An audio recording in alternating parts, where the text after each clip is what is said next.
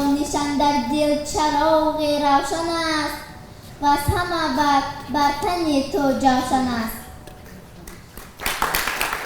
این بیت از اندرزهای جاویدانی ابو عبدالله رودکی است که محفل بزرگداشت روز رودکی در دوشنبه را آغاز بخشید.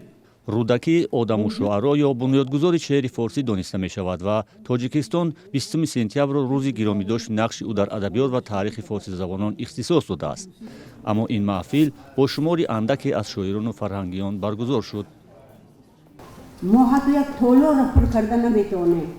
ما اگر انسان‌های دیگر اگر رودکی ما را داشته باشن، اگر تو شعاشون در پشتشون میبندن، چند هزار کیلومتر جمع میشن و مرکز میآیند و کوچه رودکی که خوشبختانه من در اونجا زندگی میکنم. برخی دانشمندان به آن تاکید کردند که شعر رودکی هنوز در زمان خودش فراتر از مرزهای خراسان و ماوراءالنهر رفته بود. اشعار حکمت آموز آدم و شعرا نه تنها در عجم بلکه در جهان عرب هم شهرت و اعتبار کامل داشته است. سخنوران عرب در سخنوری آنقدر غیرت و تکبر حتی داشتند که هرگز حاضر نمی‌شدند که سخنی را در پایه سخن ادب عرب و خصوصا بعد آنکه قرآن باز نازل شد به زبان عربی قرار دادند.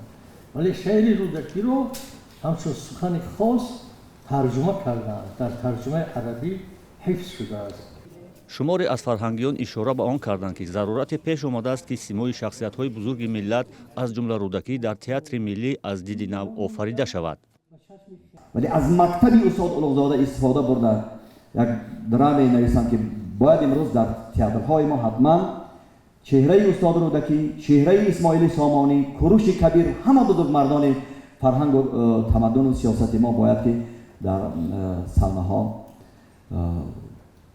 و معرض تماشا هم خارجیان که وقتی می آیند دانند که ما چی بزرگی های و چی گنج بیبه هایی که داریم.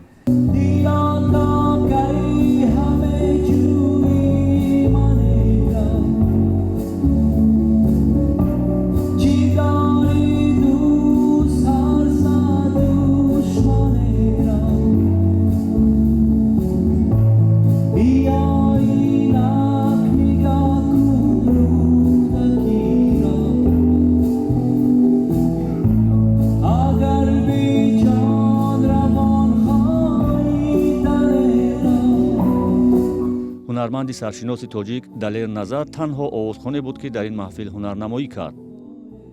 عبدالرحمن عبدالمنان ادبیاتشناس تاجیک یکی از ضرورت‌های تجلیل روز رودکی را این می‌داند که شعر او محدود به زمان خودش نیست و برای هر زمان پیام دارد.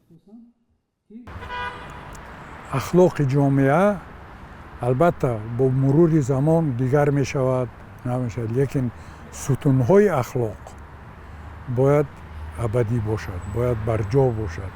شعر رودکی تلقین همین ستون‌های اخلاق است.